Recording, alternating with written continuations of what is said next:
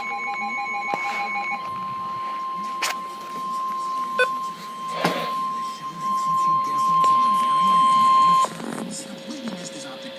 National Weather Service in northern Indiana has issued a severe thunderstorm warning for northeastern Cass County in southwest Michigan, northwestern St. Joseph County in southwest Michigan until 6:30 p.m. Eastern Daylight Time.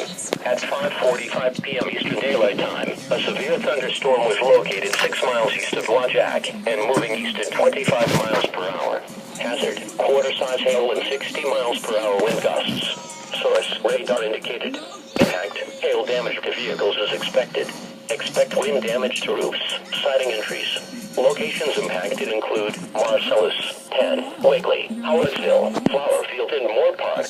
For your protection, move to an interior room on the lowest floor of a building. Repeating, a severe thunderstorm warning has been issued until 6:30 p.m. Eastern Daylight Time for the following counties in Michigan: Cass and St. Joseph.